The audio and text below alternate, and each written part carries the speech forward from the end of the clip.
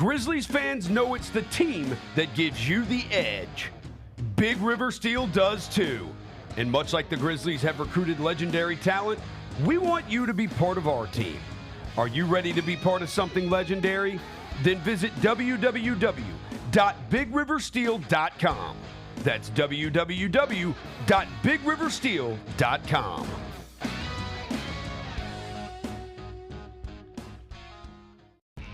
When it's all on the line, you turn to the strong, the stable, the unwavering.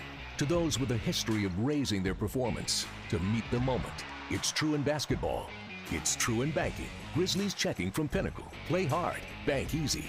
Open a Grizzlies checking account with at least $100 and a recurring direct deposit by August 31st. And you could receive a $200 direct deposit bonus into your account. Details at grizzliesbanking.com. Member FDIC. Thanks for showing up, Memphis. Nothing beats catching your Grizzlies IRL, and nobody knows that better than you. So next time you want to hit up a game, Ticketmaster's got your back with tickets to every upcoming matchup. Whether you're catching the Grizzlies at home or on the road, you'll find tickets at Ticketmaster, the official ticket marketplace of the Memphis Grizzlies and the NBA. Keep putting that jersey collection to use and get Grizzlies tickets today. There's no better brag than saying you saw it live. See you courtside again soon, Memphis. Justin Timberlake. I'm bringing sexy back. The Forget Tomorrow World Tour. Live in Memphis. Justin Timberlake. FedEx Forum, Saturday, November 23rd. Get tickets now at livenation.com. The brand new single Selfish is available to stream and download now. If I get jealous, I can't help it. For more, hit up justintimberlake.com. One of the things I really do like about the history of the Memphis Grizzlies is that we have people who have moved here and stayed here. I like how much some of those guys have not only made millions here and won games here, but spent real time here and raised children here. Yes. And become a real part of the community. The Gary Parrish Show, live on weekdays at 10 a.m. on YouTube at Grind City Media and the official Grind City Media app. Kroger shoppers and Grizz fans, want exclusive last-minute discounted ticket deals texted straight to you during the Grizzlies 2024-2025 season? Sign up with the new Kroger Buzzer Beater deal. Fans can sign up by texting Grizz to 636-479 or visit your local Kroger store in the Delta Division and scan the QR code. By signing up, you agree to receive recurring automated promotional and personalized marketing text messages from the Memphis Grizzlies. Consent is not a condition of any purchase. Message frequency varies. Message and data rate. Sonic Radio. Welcome back to Sonic RNDIO. That spells radio with me, the CIO. This just in, the new Sonic $1.99 menu lets you build a crave-worthy meal for just $1.99 an item, whether that's a creamy shake, crispy tots, or a quarter-pound double cheeseburger. This just out. Ostriches. They're mean, not very cute, and in my opinion, way too big for a bird. Don't miss the Sonic Fun 99 menu. 5 items, always $1.99. Live free, eat Sonic. Tax not included. See menu for details. Thanks for showing up, Memphis. Nothing compares to catching your Grizzlies IRL. And that all starts with buying tickets at Ticketmaster, the official ticket marketplace of the Memphis Grizzlies and the NBA. Ticketmaster gets you to the game so you can catch every highlight. Put that jersey collection to use for the next game and get Grizzlies tickets at Ticketmaster. Whether they're here at FedEx Forum or on the road, Ticketmaster's got your back when it comes to scoring tickets. And there's no better brag than saying you saw it live. Goldberg announces he's going to have a retirement match in 2025, and he said this on College Game Day. We know you're trying to ride the coattails because the 2025 is supposed to be the year of John Cena. Goldberg, I have a message for you, my guy. We don't care about your retirement match. Your retirement match was 3 years ago. Go somewhere, go away. Tune in to Grind City Wrestling weekly on the Grind City Media app and on the Grind City Media YouTube channel. The 3 big beats this week. One was root for points in honor of John Roser. How about that Miami-Louisville game? Good Crushed grief. the over, which was 60. Finished with 97 total points, 52-45. Meanwhile, the Academy's covering again, both Army and Navy, getting the job done. This. Army, best start since 96. America. Navy crushed Charlotte. They're ranked 23rd and 24th in the country. The Odds Couple, live at 2 p.m. on YouTube at Grind City Media and the official Grind City Media app. Live from downtown Memphis, this is the Chris Vernon Show on YouTube at Grind City Media and the official Grind City Media app. Now, here's your host, Chris Vernon.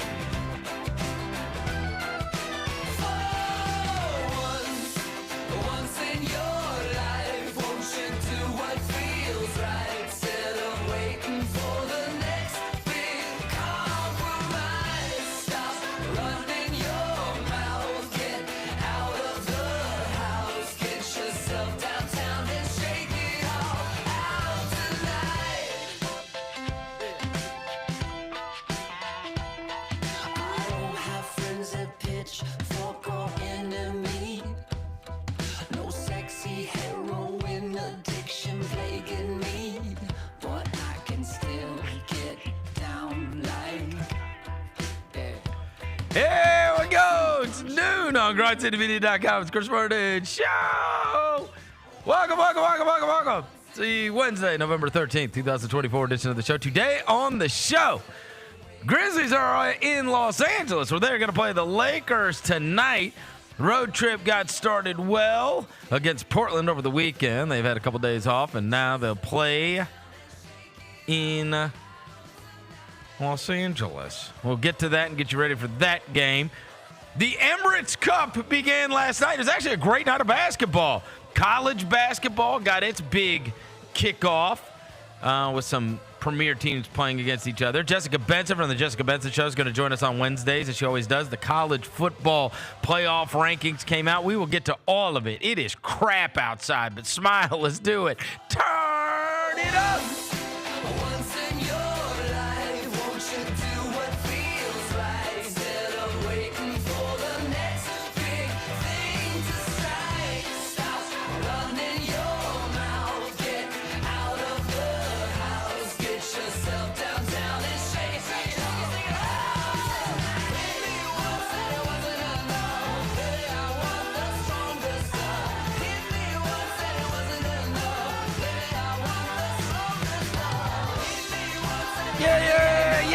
Yeah. Hope everybody's having a good day.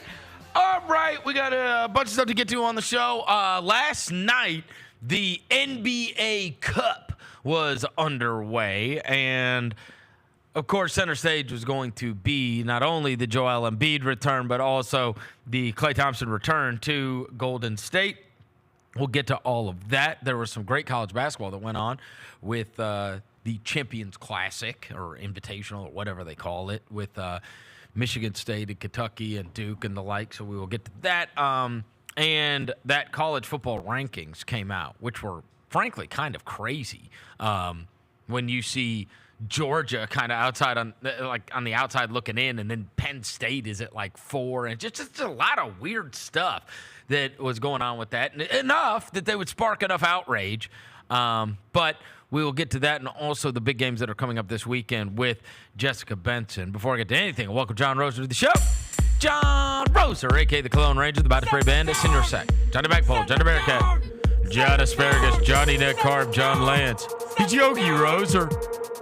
Hello, John. Hello, Chris, Devin.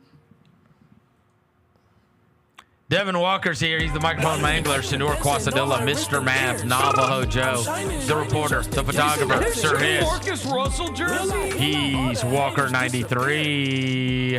You think it's a Jamarcus Russell jersey? I'm gonna show you the back of this. You ready for this? This is gonna be an ultimate deep cut. Y'all ready? Charles Woodson. All right, he is wearing Amari Cooper. Guess. You guess first. Get one guess. The number 2. Amari Cooper wore you get one 80, guess. and Russell wore 1. You get one guess. He guessed like 18. You get one. Who wore? When I turn around and show you all the back of this, it's gonna be a real deep cut. And I'm gonna get a hat tip for this. Tyrone Wheatley. Vince Staples. Oh, what was the guy's name? Was it Vince Evans? I was trying to think of a black quarterback that was a super deep cut. Because that's the thing, right? You're buying every black quarterback. This is a deep cut. He was Raider. He was an amazing college player. An amazing college. He ended up Pat White. Nah, I'm looking for Pat White right now. By the way, Jets joint. Give it to us. Oh, Shoelace Robinson.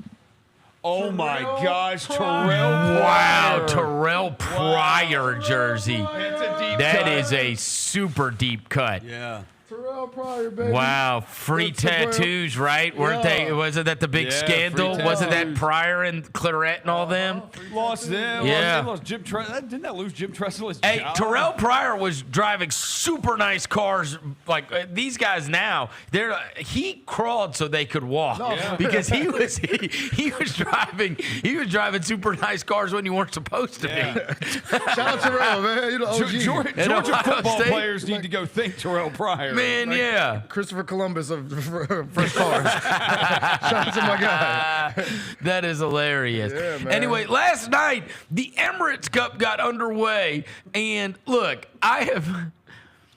last year, we talked about this, and I said, like, you know, I do think this could turn into something, and it's cool, and it's additive, and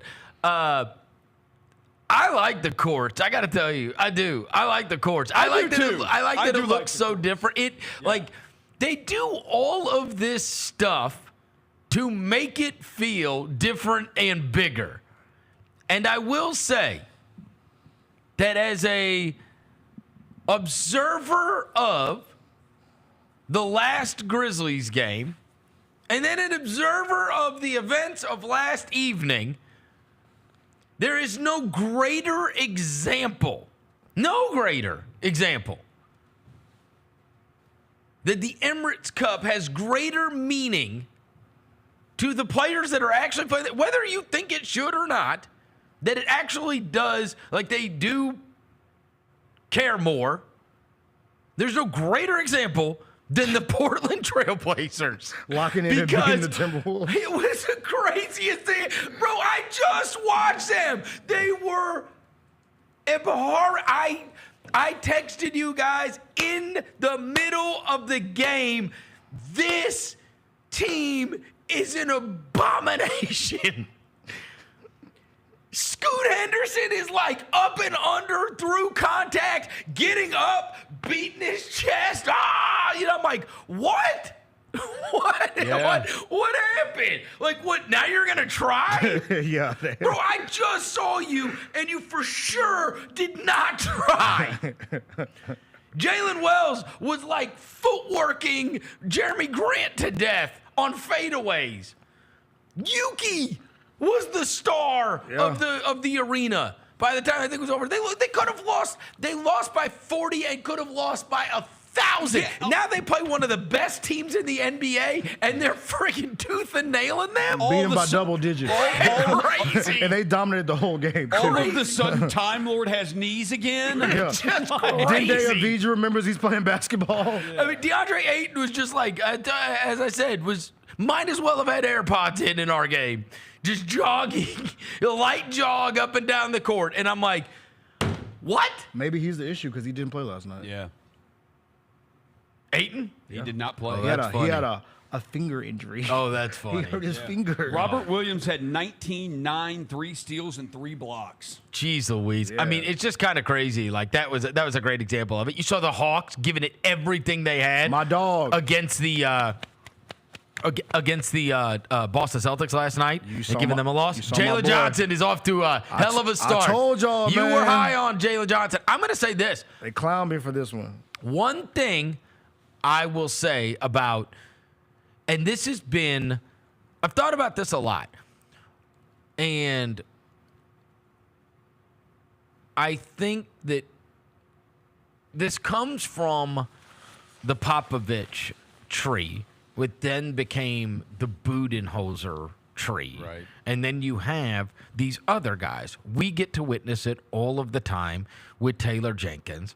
You're seeing it now in Cleveland at an unbelievable level with Kenny Atkinson.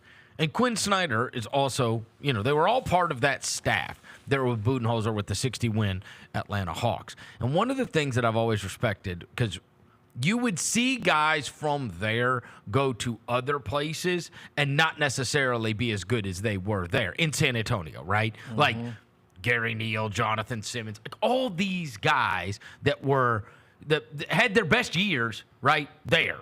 And you thought a lot of them. And then obviously that happened with Budenholzer and what he was able to do in Atlanta. You could certainly say that with Milwaukee.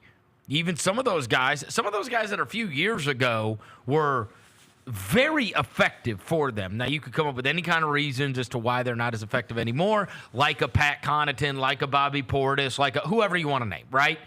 But I see something like what's happening with Jalen Johnson, and there's two of them there. There's Jalen Johnson, and then the Dyson Daniels numbers are crazy. Bro, his steal numbers, his defensive numbers are insane, bro. And it's like Quinn, again, another one of these guys. There's something that these guys do that are able to make you, like these individual players, they're able to get the best out of guys. They're able to put them in positions to have those guys, whatever they're going to be capable of. And look, Budenholzer got his just desserts. I mean, he had 5 All-Stars on that team, right? Kyle Korver made an All-Star team. Jeff Teague made an All-Star team. Like Damari Carroll. And it's like, yo, this wasn't like a who's who of consistent All-Stars. Like, he was able to get these guys to all be able to play at their apex or give it or have their be at their best, okay?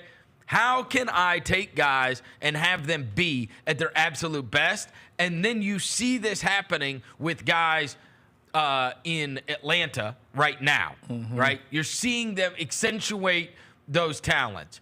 Obviously, you have seen it here in Memphis, right? Where you are accentuating those players' talents, and they are able to all simultaneously be able to be at their best. And then that was the sit back and wait and think, bro, if this is so about these guys, like this whole tree of guys that they've got this way of creating a chemistry, but also putting these guys in their positions where they can be at their best, you take a step back and you go, if this is so, and it can be done in Cleveland, then watch out. Because if you could figure out a way to have all these guys be at their best, the talent is the talent. Yeah. And now you look, and it's like, bro, Darius Garland is. He's back to the old DG now, bro. I mean, he's back to the like old he's DG. back on the trajectory he was on 2 years ago. Yeah. And it's like they have this way of doing it, and I watch these different teams, and it's like you wonder. It's like you didn't. I don't think Dyson Daniels is doing that if he's still in New Orleans. I just don't. Nah. Right? I think these guys, there's a method, and there's something that they build out, and it all comes from that. You know, once upon a time they were all in this San Antonio thing with Greg Popovich, which evidently it just broke. He had a stroke. Yeah, mild stroke. Yeah. So obviously thoughts with him, but. Then the Budenholzer guys, and you see these Budenholzer guys, and like they pull it off no matter where they go, right? Quinn pulled it off in Utah and got them to a #1 seed, and you know Taylor Jenkins has pulled it off here and had them to the 2 seed twice, and Kenny Atkinson took a bunch of non-All-Stars and did it in Brooklyn, you know, and kind of built something there and had one of the most fun teams in the league, and it's like. Now you're seeing them do it all over again, and you're seeing these guys that are able to really succeed. And Johnson's been a big benefactor of that, as has Dyson Daniels. Those steal numbers on Dyson Daniels are crazy. Last 4 games, 4 steals, 7 steals, 6 steals, 6 steals. 20, in the NBA game. What is that? 23 in 4 games, 19 in the last 3. 36 steals in his first 10 games, the most in any player since 2003. That's outrageous. Since when? 36 steals in 10 games, the most steals in NBA history since 2003 in the first 10 games. In over 20 years. You know who had it? Allen Iverson. Allen Iverson had the record before Dyson Daniels just broke it. 36 and I steals bet in if 10 you games. got Tom Haberstroh to watch the tapes, Iverson got credit for a lot. It's gonna, you know, like the Jordan tapes where it's like, every time the ball touched his finger, they gave him a steal. Right? And his steals, he had what you're going to find is that in those games, he had 34 in Philly and 2 on the road. Yeah, like they tried to do with Jaren with the blocks. The Dyson Daniels thing is real, though. Oh, yeah. They say he's just snatching the ball. Like, even deflections, too. They say he has multiple 4 multiple steal games this season. Wow. He has 7+ deflections per game. So it's almost steals. So look, the dude is ridiculous. Bro. It's almost like a mind trick because you're watching it and it's like, okay, these players do care more and the courts look different and cool. And so starting to mind trick you. But as I said yesterday when I recorded with Jacoby, the next step, the only other thing, right? Like, I think they've done a good job of, people have to be more aware of like the groups. People don't know who the groups are, right? Like, so that's not taking hold. And the other thing is, in order to get people more engaged, I think you have to have a reason that fans should care about it. You have step one is a reason that players should care about it. And honestly, as long as you're going to compete and as long as you're going to, if you care, then I'm going to care. That's what we always say about the All-Star game, right? Like, if you cared, if you won or lost and you were going to play hard, then I'll be interested in it, right? So that's step one. The other thing is I do think that there needs to be some kind of thing that fans benefit from when you win the thing, right? Some reason that as a fan, you really want your team to win. Because nobody gives a crap about going, we were the in-season tournament champions. Look at the cool court. We won the cup. Like, okay. You get to look at a cool court four times. And I do, you know what I mean? I always get some kind of, whether that has to do with playoff seeding or whatever. I like somebody sent this to me again last night, and I know this has been proposed last year. I really do like the 31st pick. I like that. What's the 31st pick then? No. The winner? Yes. Because I think that is intensely valuable. Yeah. Intensely. And I do think as a fan, I would care. Now, it is a little odd for players just because it's like to get my replacement. But the players already have their reason to care, which is the money. I'm saying as a fan, my team wins, and so what is my advantage that I'm got because of? And so... And look, I'm not going to act like people would be throwing a parade because you got the 31st pick of the draft, even though that has been insanely valuable for the Grizzlies in as much as Desmond Payne, Santi Aldama, Vince Williams, and Jalen Wells have all been picked at that pick. You know what I mean? Gigi Jackson, 45, right. So, like, for our team, it actually is. We love that. Intensely valuable. Yes. We love that pick. That would be, and it would also be great to have that. Yeah. Right? But again, just some kind of thing that there's a reason why my team won this, and so this is what happens because my team won. That would make me care more. Yeah, my team won this, and so this is how you benefit from it. Yeah. Right? Because the players very clearly care about that. They play hard, man. Yeah. They play hard. They play hard. Even got Joel Embiid to play last night. For about 4 minutes, then my guy ran to the locker room because he was about to pass out. Yeah, I hope he gets better. Then the other things that were going on last night, we had the other big center stage thing was the Klay Thompson return to Golden State. I thought it was super cool with the whole him walking through and all the employees greeting him and whatever else. But I mean, that's where it stopped for me. I said this when I was on with Gary earlier. He wasn't ready for that. Nah. And you can tell the video people weren't ready either. The video was 30 seconds long. Yeah. They played the video. I was like, is it over? It's like the fans with the hats and the tipping of the cap. That was cool and everything. But it's like, it felt like none of them were ready for it. Like Steph wasn't ready for it. Draymond wasn't ready for it. It was like, I don't know, that would be a huge, big to-do. But there's still some like, hurt feelings all the way around it. So, the season. It's all too fresh. Yeah, I think 30 was ready for it. Huh? I think 30 was ready for it. I think once Klay hit that three and he did it like flipped the switch and Steph, he was like, oh, okay, we're doing this. Let's go. No, his game winner was out of control. And that's when Klay is like probably sitting there like, oh. Yeah, he's like, oh, my bad. or just that's what that feels like. Yeah, he's like, oh, this is what we used to do to other people. This is what it feels like when you're on the other side of this. He did the shimmy, and like from that moment, bro, Steph was like, okay. The night-night. In the postgame, he was like, he shouldn't have done that. He hit that and then hit the night-night. Bro. Derek Love, I'm sorry, my guy. You clown to go. I got to give you the same treatment we give Gobert. You clown Gobert in the offseason about getting on that island. and you got put on that island last night with Steph, and you had no chance. Not fun. You had no chance. Not fun being on that island. You had no chance. I always love going back in the morning, and I watch on the NBA's YouTube page. They have the top 10 plays every morning. William got me into this a long time ago, just so I don't miss any of like the big highlights.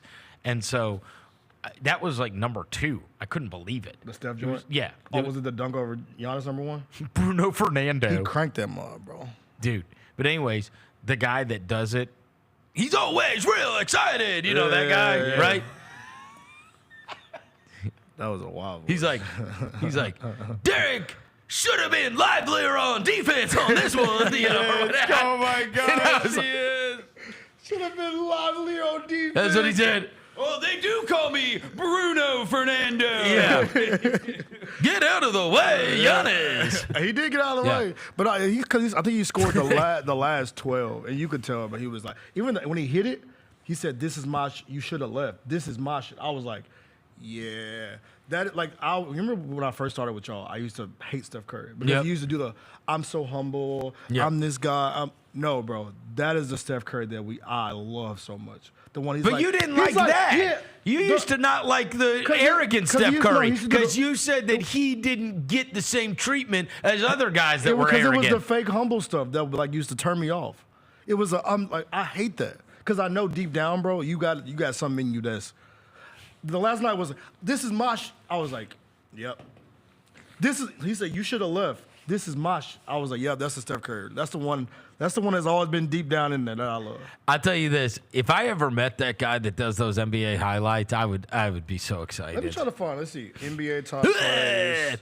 That guy, it reminds me, when I was a kid, my dad used to always watch this channel in the kitchen, and I'd be like, ugh, right? But like if it was like dinner time or something, my dad would be like, where's the remote? And then he would turn on headline news just so he could see what the news was. It was like this. It was just a 24-hour news channel. They don't even have it anymore. It's called headline news. And anyway, every 20 minutes, they would do a sports thing. So that was the only thing I cared about, right? Every 20 minutes. And they would do like that kind of sport. It would be updates of what's going on, whatever. And the guy that did it was this guy named Jerome Jaranovich. And at the end of it, he would always go, boom, headline sports, right? And when I was like, me and Fish, now you want to talk about feeling old? This is the Tampa Bay Buccaneers versus the Raiders Super Bowl. That's how long ago this was. It was in San Diego.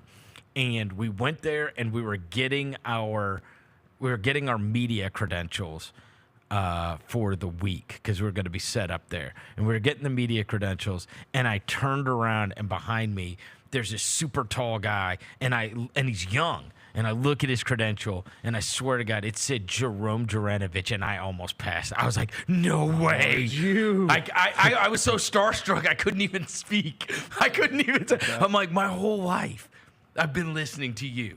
I can't believe this is what you look like. I can't believe it. I can't believe that you're Jerome Jaranovich. That's all that was running through my mind. And I'm like, we're walking off, and I'm like to Fish. I'm like, bro, it's freaking Jerome Jaranovich. And he's like, who? And I'm like, you know Jerome Jaranovich, headline sports. Hey, they said the streets are saying he still does stuff for the Braves to this day. Jerome Jaranovich? Yeah, he does. He had the best sign off. He retired from 40 years in broadcasting in 2021. Did he really? Yeah, bro. Your guy, man. He had dude. That was his sign off. That's actually pretty good. Really pretty cool. Boom, Jaranovich, headline sports. After 40 years, man, Jerome. Best sign off ever. And it was like every 20 minutes on headline news. And my father used to watch headline news, so then I would have to, And so, I would get excited every time just because I wanted to hear him say that at the end of the sports report. Yeah, I was like, there's no way that's his name. Yeah. No, it's not. It's for sure not his name. That's his name. No, it's not. Yeah, it's his name. That's his stage name. No, he's Croatian. Croatian. What do you think his name is? Huh? He's Croatian. It's his real name? His real name. That's awesome. He's in the Croatian American Sports Hall of Fame. You're damn right he is. Bro, look. The Croatian American Sports Hall of Fame. Bro, At least he spoke at it. Who else is in it? Yeah, is he the only one? Zach Lowe? Zach Lowe? No, he married a Croatian. Wow. Try to put Zach's not Croatian, Who- but what'd you his say, wife Jacob? is. Bill Belichick is in the Croatian. Jerome Jurnovic and Bill Belichick. Hold on, Croatia. But yeah, bro, he just retired. After he was at the age of 60, Well, I mean, 62? that stands to reason if he did Brave stuff because Headline Sports was out of Atlanta. Yeah. So you telling me this NBA guy needs like a sign off? Yeah, he needs to do that because I don't know who that is, but I watch those every morning. Do you know the voice I'm talking about? Oh no, I see it on my Clip Pro thing. I know the guy. He's like super excited every play. Derek should have been livelier guarding Steph Curry. Yeah, we have the 2024 Croatian American Sports Hall of Fame class. Come on. Is one of the guys I mentioned yesterday on NFL Notes. 1944 Lions quarterback Frankie Sinkwich is going in. Rudy Tomjanovich. Oh, wow. Frank Solich. Wait, you found the list? Yeah, they have a website. Is it anybody that names in ick or itch? Yes. Is it really like real Croatians? So, I mean, they're Croatian American. Where is this? It's like the Memphis Sports Hall of Fame. Let's go visit it. It's like the Memphis Sports Hall of Fame. Pittsburgh, Pennsylvania. Well, Pittsburgh's hosting. They already hosted it. It was October 26th when they did it. Look at that. The Croatian American Sports Hall of Fame. I don't know if they have an actual Rudy building. Tomjanovich is in the joint. What is this? Bro, this website looks T-Moo as hell. This website looks fugazi. Why is it GeoCities website? No, right? They're on .net as hell. Fred Couples? That's who went in 2022. Did they not do George one for 2023? Mikan? Wow. Kevin McHale? Joe Sakic? This thing is lit. Legendary Joe Sakic. That's my guy. Oh, it's lit. Bro, this is a .net ass website, bro. That's Fred amazing. Couples is a Croatian American. There's no chances, bro. What is happening? So good. So, anyways, those were the games that took place last night. Meanwhile, the college football playoff rankings came out, and I was at my daughter's soccer game when this was going on, and I looked around, and like all of a sudden I see like 2 or 3 dads, and they're all like looking at their phone, but they're watching a video, and I'm like, what's going on? And they're like, the playoff rankings are about to come out, right? So there's one guy out there that's like a Georgia fan. There's one guy out there that's an Ole Miss fan. There's one guy out there, Mississippi State fan, whatever. And so, so like a Mississippi State fan is just rooting against Ole Miss's ranking, right? Like, they don't care. They're done caring about their team. They just want everything bad to happen to everybody else, right? But anyways, the rankings came out, and it was really weird because I was trying to like gather secondhand, and I was like, so where's Ole Miss now? And they're like, they're 11th. And I was like, wait, what? They're 11th? I was like, they're 11th in the rankings? Right now, I was like, after the Georgia win, they're 11th, and like, and so then, I was like, well, then where is Georgia? And this was, man, obviously, like Georgia's not one of those that everybody's gonna have some kind of pity party for, but it is kind of crazy when you're just we didn't even make it to a couple of weeks of this without there being some kind of, whether real or faux, outrage. And again, this stuff is all going to play its stuff out. But, like, man, you soon forget that they went to Texas and bombed them. Yeah, they did. They went to Clemson and bombed them. And Clemson was in the top 10 at the time. And it's like, hold on now. They're going to be on the outside looking in on this thing? Hold on. Like, it's kind of crazy. We've expanded this all the way, and yet they still found a way. Like, there's nobody else. I really think that they did this to generate everybody saying this, honestly, because you have to know that if you're putting them out there, it's like, hold on now. The whole thing is this is expanded, so we're not missing on somebody that could actually be the national champion, right? Yeah. And then you go and look at those other teams, and then you like start to investigate. You're like, well, they hadn't really beaten anybody, and they really hadn't beaten anybody, and they really hadn't beaten anybody. It's like, so what? You're gonna ding them because they have to play on the road at Ole Miss? Like, how many of those teams are winning at Ole Miss? Texas. Seriously, That's what. Look at the ranking. Texas, Penn State, and Indiana. Listen, dude, they have not beaten anybody. Well, and the crazy thing is, it's like we expanded it all the way that I really feel. And again, I don't think this isn't a conspiracy. I guess it's minor conspiracy. It's minor conspiracy. I really feel like they did this on purpose. Yeah. They just put to yes, generate conversation. To get people talking. Yeah. yes, It promotes it. so that Yeah. everybody would be talking about this because it's like, do you know how effing hard it is? I'm sorry. To have a 12-team playoff and exclude a team that we actually think would have a chance at being the best team? Because we've seen them play the team you have ranked third, and they killed them on their home field. Yes. Like, that happened. They I were saw so it. mad they started throwing things on the field. They did. That's They how did. that's They so did. bad you beat them. I saw that happen. So no matter who you want to say should be the team that's like the favorite to win this thing, I saw a team you don't have included drill a team that you have as a bye team. It's just bizarre. So maybe it's setting up for this week though. Bill Conley. They stand on business this week, then they'll be back in there. Oh well, if they beat Tennessee, they'll You know be what in I'm the saying? top 10. They stand on business this week, then it'll be a different conversation next Wednesday. Bill Conley, who's been on this show before, he put out a thing on it, but he said if you go by, those are the college football rankings. He said if you go by the BCS, you know how the BCS had their own rankings. Oh, shout out to if the you BCS. did the BCS top four would be the same top three there: Oregon, Ohio State, Texas, and Tennessee would be number 4. Oh wow! And the BCS rankings actually would have Georgia still ahead of Ole Miss, even though they just lost. But yeah, it's just setting up for this week, bro. Tennessee versus Georgia. Then whoever wins that, if Georgia wins, then they'll be back where they belong. Okay, so I told you that there's like for many years I've always kept up with this, that if you look at the Sagarin ratings and the predictor ratings, that you're going to be able to figure out what the lines are on these games. Very rarely are they off. Very rarely. You're going to be able to figure out the lines just by looking at that. You do the addition and subtraction. You factor in home field, which he even has on there, right? But let's just say there is no home field in these situations, okay? Who do you think is number one right now in terms of the predictor I've ratings? seen their ratings. You have? I saw them the other day. Number one, like just number one in the nation. Yeah. Yeah.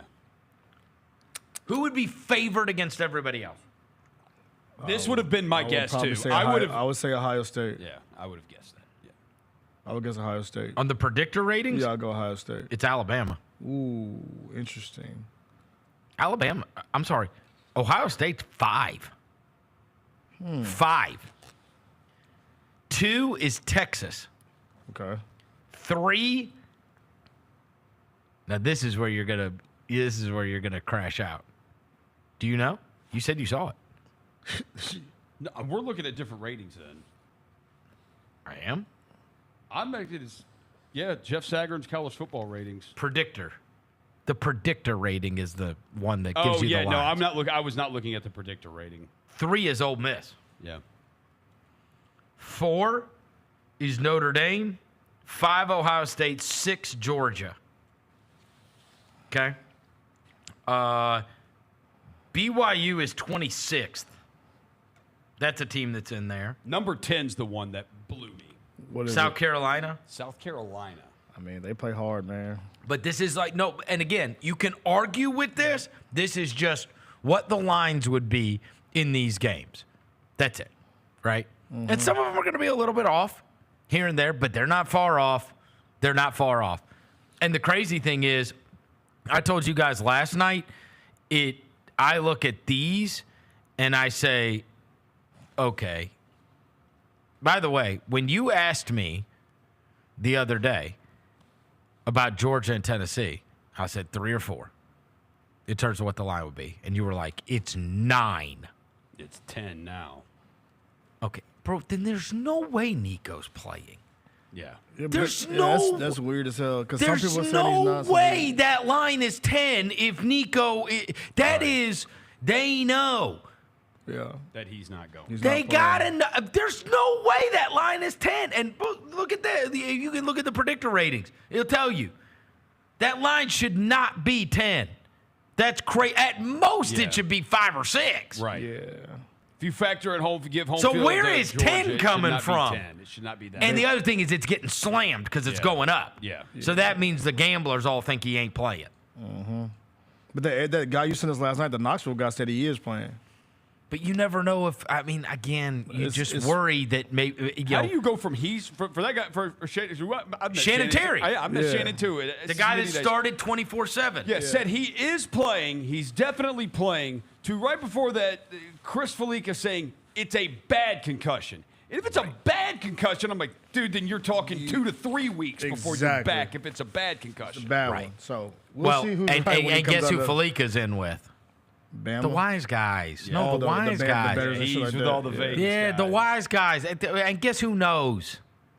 They all know. The wise guys know. They're the ones the ones that have syndicates and are putting millions of dollars on this crap. It is since They ain't putting $25 on FanDuel on this stuff, bro. They're putting, you know what I mean? 6 figures. You didn't get to your point on it. I told you it was 10. It's now 11 at DraftKings and it's 10.5 everywhere else. I mean, there's no way Georgia can be a friggin' 10 or 11 point favorite. Yeah. There's no way. Who's Tennessee's backup? Who is that kid? I didn't see the Mississippi. I didn't see the Mississippi State game. I was at Landers. It was this senior dude from. Look at. I saw him yesterday. I looked it up. His backup. Oh, Gaston Moore. Gaston Moore. Yeah. You know how I know that? From Hilton Head, South Carolina. Yeah, because Beauty and the Beast. No, dude. Yeah. No, somebody put together his clip. I saw it on Twitter, and it was like, okay, here we go. And it was like a super cut of Gaston Moore in the game. And in the background, it was playing the "No one's big as Gaston, no one's the song from Beauty and the Beast. Yeah. No one, Gaston. Yeah, they're playing the Beauty and the Beast Gaston song in the background. So I guess it's Gaston Moore. Yeah, they call him. They're going to call him. They call him Air It Out Gaston Moore. It's Gaston Air It Out More Time. That's what the streets are calling him. Gaston Air It Out More Time. Yeah, so I'll just say, man. Whole season's in his hands.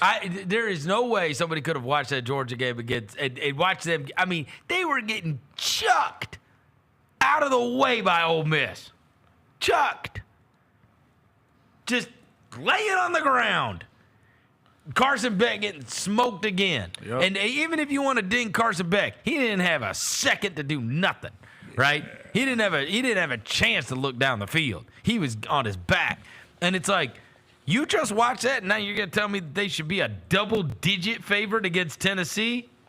Come on. Come on. He going to throw the ball to the other team at least 2 times. They must think that, that to me, that's just a flashing light saying Nico ain't going to be available. Yeah. I just don't. I don't see how that line can be that. Because I told you when you asked me about it on Monday, and you asked me the line, you were like, dude, then you should slam Tennessee because this is what the line is. And then last night, when all that stuff comes out about Nico, I'm like, okay. That's why I was so far off on this. Because that line should not be that. It just shouldn't. I know they killed him last year, but still, it should not be that. I want to ask y'all this question, though. So let's say because Carson Beck, I feel like, dude, I mean, against Tennessee's defense is awesome. Yeah, like, dude, he will throw picks. Yes. Hyperbolic, right? Let's say this week Georgia beats Tennessee, right? And like we had to kind of lay out the rankings next week. What are you going to do with there's a 10-2 Alabama team that beat Georgia, a 10-2 Georgia team that beat Tennessee, a 10-2 Tennessee team that beat Alabama, and a 10-2 Ole Miss team that beat Georgia too? Do all of them make the playoff? Well, you know what the crazy one is if Texas loses to Texas A&M, and then you have all these teams with 2 losses. That's what I'm saying. Like it's going. The super crazy thing, because I was having a discussion last night about this. Go pull up the tiebreaker. By the time you get to the 4th tiebreaker, it's like random draw. I was like, wait, what? The SEC top. No, because I said to him, I said, who plays in the SEC championship? And it's just 1 versus 2. Yeah. And I'm like, but how do they decide who's second?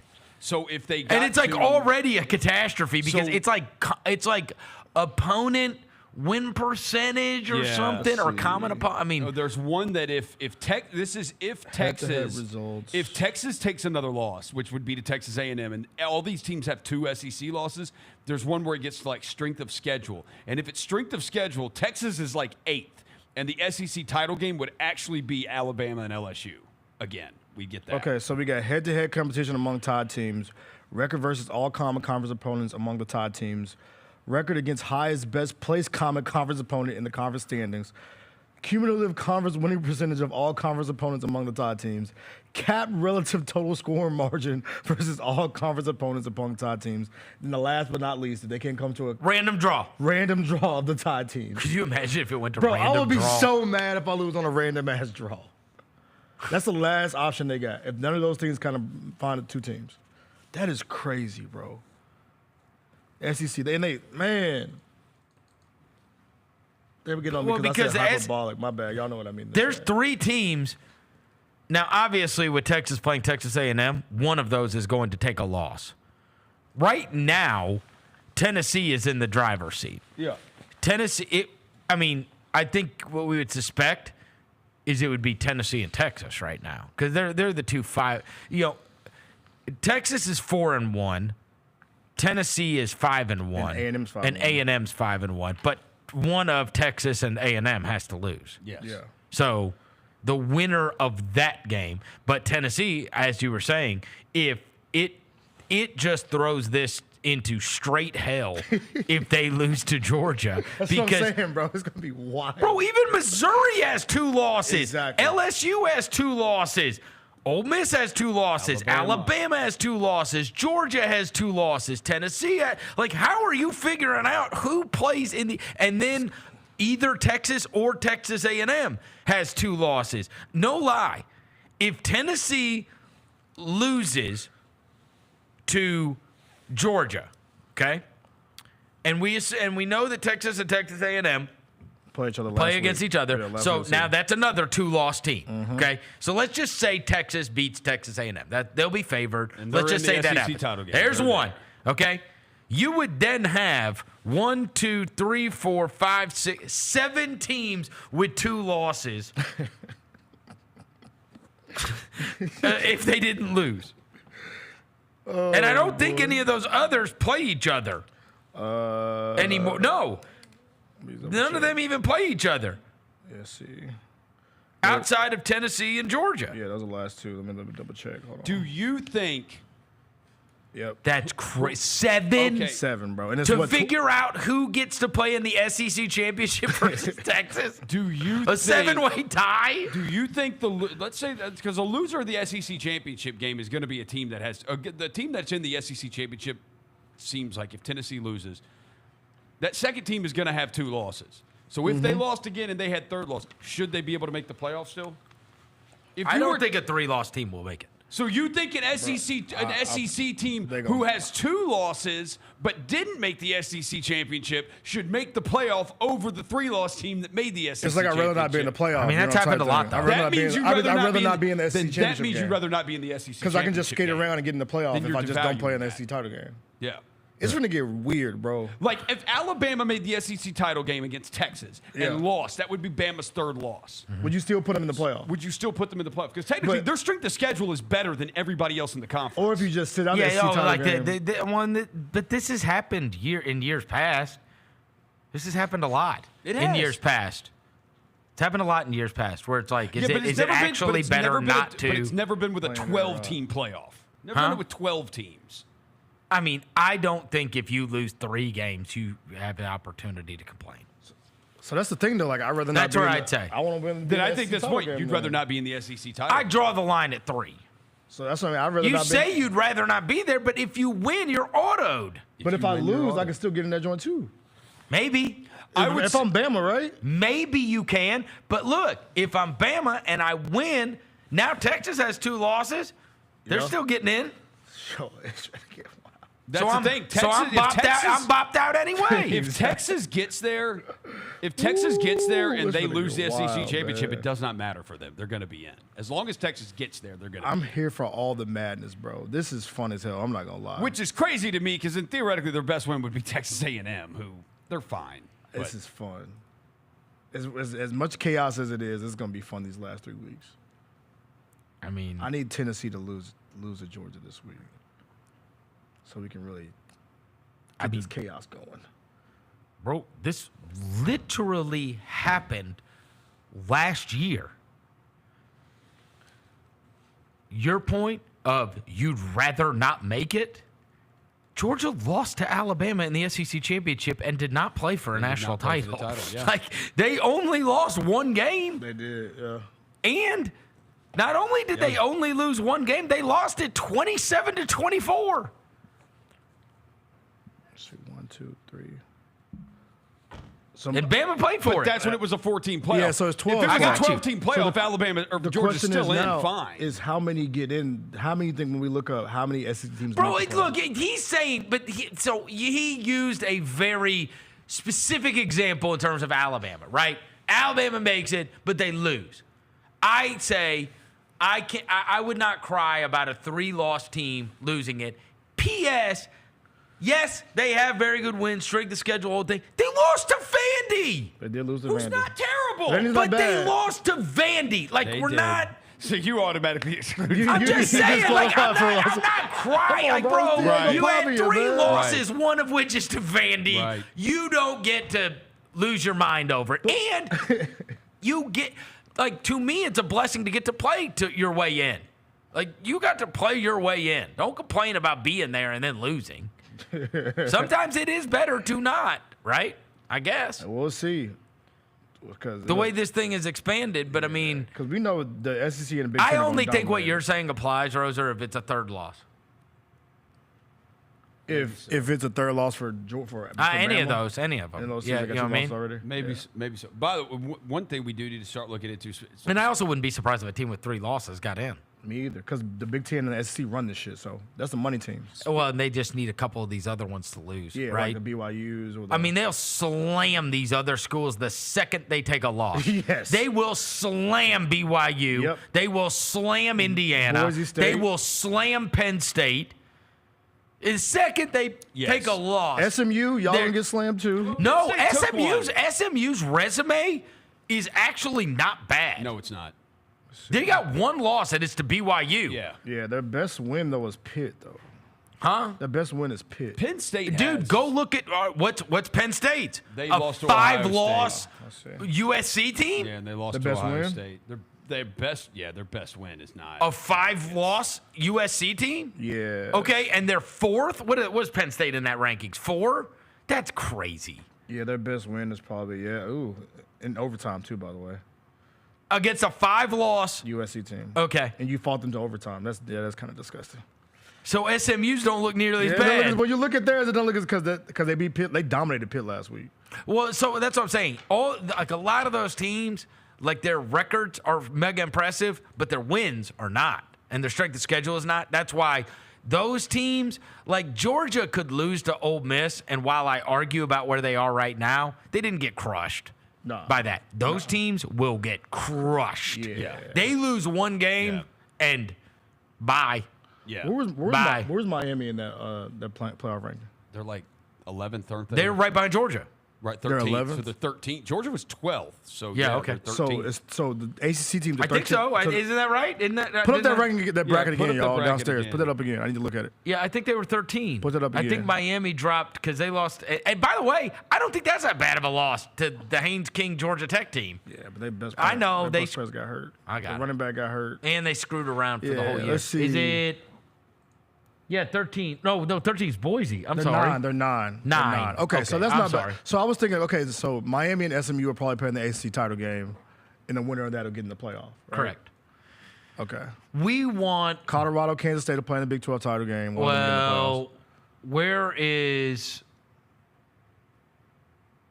Does Colorado need a Kansas State loss? Because they lost to Kansas State. Do they not play in? Do they not have They a Big lost 12 to Kansas Do State. they not have a Big 12 title game no more? They do. So if you could spin the block and beat them in the title game, you But it's BYU, right? Oh yeah. No, you shit. just said. Forgot about But I that. feel like they did have an opening once Kansas State and Iowa State lost a couple weeks ago, right? How does Colorado get to the Big 12 championship game? Is the question. Let me see. Hold on. Give me 1 second. Big 12 championship. How do they get there? Let me double check. Let me see. They control their own destiny. That's what he's saying in my. Okay, so it's BYU and Colorado are on course. Yeah. Okay, so Kansas State, because Kansas State has 2 conference losses. Okay. Perfect. So just beat them in the conference title game, and we'll BC scope buffs in the playoffs. As long as they take care of business, the Big 12 championship game is December 7th in Arlington. Oh, they're playing at Jerry World, huh? Yeah. Oh, that'll really calm down the whole Shador or Travis Hunter being a Cowboy next year. My hell would be Shador being a Cowboy, by the way. Travis might be. If I have to get a Shador Sanders Cowboy jersey, I'm gonna have to really just contemplate my life. I think it's probably more likely that it's Travis. Yeah. So I had to get a Travis Hunter Cowboy or jersey. Ashton Genty. I don't care about that. We don't care about that. We good on that one.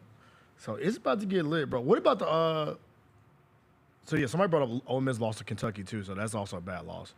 That is. Oh. Colorado. Kentucky's worse than losing to Vandy. It is worse than losing to Vandy, bro. Losing to Kentucky's worse than losing to Vandy. Kentucky has been buns this year. Is Colorado favored against Utah this week? I got you. By 10 or right 11. Yeah, it's Colorado minus 10 or okay, minus so 11. they didn't give Utah much credit for the BYU game. No. They just figured that's a rivalry game. It's at Utah, whatever and else. Everybody's amped up a little bit more. And that they clearly are. They crashed out after the game. Right, yeah. Their AD wanted to leave the conference. Big noon on Fox. It's a 10 a.m. kickoff in Boulder. Yep. What? It's a 10 a.m. It's 11 a.m. our time, 10 a.m. in Boulder. So who do they have to, in order to take care of business? Colorado has to beat Utah They and then got what? Utah, and they got Kansas, and they got Oklahoma State to finish the season. Kansas just got a big win, bro. They did just get a big win. They got a big win last week, but they're some buns. Yeah, Kansas had a bad year. That's been a down year. You beat them. You beat Utah. You win at Kansas. And Oklahoma State's been terrible as well. So you finish out. They would have to. So they're on a. If they can win those three, then they have pole position to be able to play against. Yeah, we need Colorado in there. Yeah. So much more interesting. Yeah. So much more interesting than BYU or. You don't want BYU in the playoff, bro. I like the little running back for Kansas State, but I mean, again, they're Kansas State. And that was actually a good game. Kansas State, Colorado was a good game. Yeah, it was a dogfight earlier this year. Right. I love how we went 51 minutes in the show, and y'all are not spoken on your boy dribbling the ball off his leg twice last night. This guy had one of the greatest college basketball debuts you could ever respectfully, see. he can hoop. No. Listen to what he brought up. I'm just saying. No, we're not going to forget this. We're not going to forget. You brought up Cooper Flagg, and what did you bring up? I just said he dribbled the ball off his leg twice. What? But he had a cold guy. Read the stat line. Oh, no, I watched the game. He was hooping. Just read it. He was hooping. It was like 27, 13. He was hooping. But you wanted to bring up the two times that he scored. It was his first huge high-level college game. I understand. He's 17. I understand, but let's make sure if we're going to give you flowers. What? When we get down the stretch, we got to make sure we constructive criticism. You don't think that was not constructive criticism? You wanted to talk about the one negative thing. Because y'all have not talked. That would be like Shador Sanders throwing for 450 yards and 6 touchdowns and throwing a pick at the end. I mean. No. I'm not letting y'all do this. No. Because y'all would not let me. You want to talk about the pick? But they wouldn't let me. If that happened, I would not hear the end of it because they lost the game. I think the story's the other side in that game. Kentucky and Mark Pope. Oh, I love that. You know the Kentucky fans are like, play. we do not win that game if Calipari's coaching. Bro, I love the way they play basketball. Big Blue Nation is behind Mark Pope. They are in love with him right now. One of their own. The last Lamont, shout out Lamont Butler. They had that big dude that can pass, whatever his name, Williams. The white guy that's there, Victory Cigar, whatever his name is, the KK. The freaky mustache? Yeah. He wore number 77. Huh? Kerr Creesa? Yeah, the freaky mustache guy. Got the little. Oh, yeah. The freaky mustache. Yeah. But no, your boy. He's awesome. He's amazing. He's cold, but we need to. He's amazing. Work on the handle, my guy. He's amazing. Work on the handle. Amazing. What do you do down? He's an amazing player. He looks like fake Reed Shepherd. Hey. And he's going to be the #1 pick in the draft, and there's nothing you can do about it. Nothing. You can do about it. Nothing. You cannot stop You can't stop I this. need him to work on his You handle, can't. bro. No, you don't. Can we You be can't. real? Hey, you can't stop it, Devin. Tell him to work on his handle, bro. It's Get coming. your VC, bro. It's coming. Learn how to dribble. It's coming. Stop playing with. He's 17. Stop pity patting with the rock. He's 17. Stop pity patting with the rock. Stop pity patting with the rock, Vernon. Hey. Stop pity. Get to your. Here it comes. Trying to do in and out Here it crossover. comes. Y'all got the highlight. Can y'all play it for 27 and 12. Just in case they didn't see it. They turned over the biggest program in the country to a 17-year-old. No, he's cold. He's cold for sure. And you're busting his ass about a couple turnovers to lose the game. But I'm just saying, he's cold as hell. I will say he is definitely cold. But you got to get your ISO back. What if I came in here you would do that a week and a half ago would. and said, you know what? You would. John Moran got the ball poked away by Dennis Schroeder. You did do that. That was 10 minutes into the conversation. We haven't even, the conversation hadn't even started though. But if the first thing I said was, man, John Moran fumbled the ball away to Dennis Schroeder, lost us a damn game. Look, bro, stop playing with the rock, bro. Get to your shit. What are you doing? Like I said, I watched the game and I was impressed by him because he ain't scared of nothing. But we got to get that handle tighter, bro, if we're going to be a high-level player. Minor setback for a major comeback. Look at that. It's a minor setback for a major comeback. He got a little loose, a little loosey-goosey, like Josh Tassin would say. It's all right. A little loosey-goosey with the ball. He get his, bro. Like, because you could tell, too, like, when they run stuff for him, I got this. But, and they ran the last two plays from, they cleared sides out for him. Go win us the game, Coop. He got a little loosey-goosey with the basketball. That's all. No, salute Cooper Flag. They're already all doubling him, too. No, they are. They're doubling him. All jokes aside, bro, Cooper Flag can hoop. They're doubling him. I just bust their ass because last night in the group chat, they didn't say nothing about it. And then this morning in the studio, there was no mention about Cooper Flag dribbling the ball. Because if he would have hit that damn shot, I guarantee we would have led the show off with the damn Cooper Flag highlight. I totally forgot that was going on. If Cooper Flag would have hit a fadeaway jump shot to beat Kentucky last night, it would have been the only thing we talked about. I was watching Joel Embiid try to play basketball. Try. Emphasis on try. On try.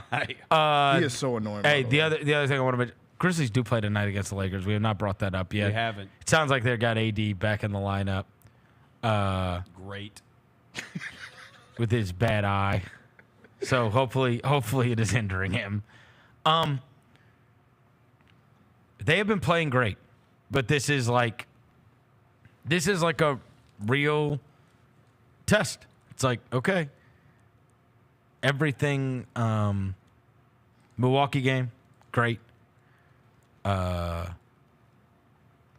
Obviously these last two against Washington and Portland, but we have reasonably put the caveats that those teams were absolutely abysmal. And so there is a portion of the outcomes and the outputs by several players that are, yes, indicative of you're playing great, but the other team is awful. And it's like, we know they have to be great in order to get wins like the Laker win. That's what has to happen. It sounds like Smart's going to be available. Yeah, we get Marcus back tonight. And it sounds like we may be able to get Vince back by Friday. For the Warriors. Against the Warriors. And so hopefully we can start getting guys healthy as the week goes on. But the Grizzlies have only trailed during this 3-game win streak. They have only trailed for 2 minutes and 16 seconds. And we have played the school for the blind. 3-2 on the road. Bad team, but the Lakers are undefeated at home. What would you say? Something's got to give. Why not us? Why not tonight? Why not tonight? Why not tonight? They're not going to go 41-0 at home. Damn right, Roser. Why not tonight? Why not us? I mean, shit, Bronny's not playing road games. You know what? That's the lamest thing. There's no way that's true. No way. Bro, I know Windhorst said that, but there's no way that's true. Yeah. Bro. I mean, you want to talk about everybody resenting it. Yes. Bro. It's like you've gotten this far with everybody defending it the whole way. But this would be just so beyond the pale. Doesn't want him doing American Airlines connecting flights. I said, bro, come on, bro. Bron, I was with you. I woke up and saw this story. Not gonna play road games. Come on, bro. If I was his teammates, I would absolutely. Your teammates are absolutely going to resent you. So for this that. is not about development, then? No. At this point, you told me this is about development. When you tell me he ain't playing road games, this ain't about development. It's not about development. Crazy. If it's true, because that's madness. Rosa, when did the Hustle play South Bay? That's not a king. He's not even going to come here. That's not even a king. That's a dictator. Dictator James. Change your ex Twitter handle and Instagram name. What's wrong with you, bro? Dictator James. What's wrong with you, bro? What's wrong with you, bro? But no, for real, tonight though, ED versus AD. You mean Brandon? BC versus AD. Yeah. Again, we played extremely well against the Lakers the last time, and the one thing I will say to keep an eye out for, the one thing that the Lakers have been super dismal at, and this is on the Grizzlies' defense to be able to make this happen. Their transition defense is horrendous, and it stands to reason because they don't really have defenders. AD has to clean up everything for them. Mm-hmm. They do. AD has to clean up everything. D'Lo. And because they don't have guys that can stay in front of people, so it collapses stuff. Mm-hmm. But the trick to that is you got to be able to get stops and not let this be a foul fest turn into a half-court game. Yeah. They're going to maul you if you let it be a half-court game. But let that game get going up and down because they are not a good transition defense team. And the Grizzlies have been great about playing fast and running and getting out and also getting AD away from the basket. It's not as hard as it used to be to get him away from the basket simply because they don't have guys that can stay in front of the ball. They don't. Think about it. Who is on their team that you consider a guy that, like, because LeBron don't defend like that anymore. He's conserving. Yeah, Bron. Okay. Yeah, Bron ain't trying It's to not do all D'Lo. that. It's Ain't not Austin Reeves. And it ain't Austin Reeves, and it ain't Gabe Benson, and it ain't Dalton Connect, and it ain't, right? They don't have guys like that. Yeah. They don't have guys that ain't are played basketball in like 5 years. So, I He's played mean, us in the just playoffs. keep getting to the lane, dishing, keep AD moving and moving and moving. Yeah. Because That's Scotty your already trick. said yesterday, I mean, well, this morning, whenever he said it, it's kind of, he had this game circled on his calendar. Your trick is to get that game flying up and down. Yeah. If you can get that game flying up and down, you've got a chance against the Lakers. Scotty, if you're it's gonna on if you, you're man. gonna if you're gonna play half court against them, you are smoked. Seriously. Yeah. That game's moving, you got a chance. So, I'm hopeful. What's the line? What do you think? See, I think I saw I'd say that Lakers. last night. What? I'd 6? say Lakers. I think it was Lakers I'd 7 say I saw 6. yesterday. 7. I'd say 6. Oh, 6.5. 6.5. Oh, that's close. Across the board, yeah. 6.5. 6.5. Yes. It's an ESPN game too, bro. We playing It on is? prime time. Yeah, Yeah, we're ESPN. We're ESPN tonight and Friday. Yeah, bro. Warriors and Lakers. Tomorrow, Friday's a Emirates Cup game. Yeah, Friday's- Tonight's a regular yeah. joint. Yeah, Friday is Warriors, right? Yeah, Emirates Cup. So, yeah, hey, Scotty revenge game again. Oh yeah. Because, you know, I told you, he said that he was like, Also Jay Huff. Jay Huff revenge game. Jay Huff discarded. Yeah. Look, And man. Colin Castleton. I mean, he did play with them. He was in the organization. I'm going to let you do that. You know, everybody I'm made not- that same face originally one day about Scottie Pippen Jr. I'm gonna and do about this. Jay I'm gonna Huff. put my And look hood at him on, now. Verno. Just saying. Verno, I'm going to put my hood on. I'm going to let you handle that one. Look, it's just tough because Castleton shot that air ball, and like I have not. It was just tough to. It's just tough to get out of my head. Yeah. It was. I hear you. It was like 15 foot left. I mean, a grenade. It's like somebody. It's like somebody like blew wind in the arena. That monk was way That is offline. not. That is just. It's not your game, That's tough. bro. But you never know. Sometimes I mean, look. Brandon hit the ceiling with one in the last game and it went in. That Portland game, rainbow. You texted us and said just Brandon 3. I said that mother was looked horrible. It looked like what it looked like one of those parachutes that comes out of the ceiling at FedEx Forum with the T-shirt on it. Hit the He Jumbotron, hit the parachute. Bro. He hit the parachute. Hit the top. That joint hit the Jumbotron, bro. They call that the Brandon Clark parachute 3. Bro. Shout out, BC. Might as well have a string on it. Keep letting it fly, BC. Hey, bro, that joint hit the ceiling, boy.